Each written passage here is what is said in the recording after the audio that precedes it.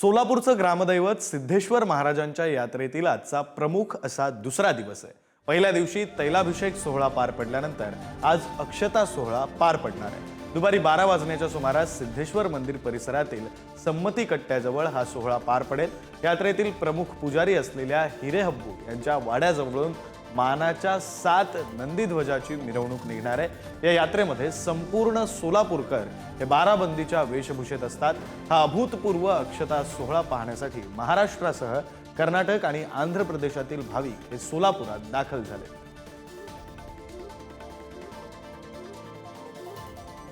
सोलापूरचं ग्रामदैवत अर्थात सिद्धेश्वर महाराज यांची यात्रा सुरू आहे। आजचा हा महत्त्वाचा असा दुसरा दिवस। आजच्या दुसऱ्या दिवशी लाखो भाविकांच्या साक्षीनं खरं तर हा सोहळा पार पडतोय। सिद्धेश्वर महाराजांच्या यात्रेमध्ये आज अक्षता सोहळा हा पार पडणार आहे।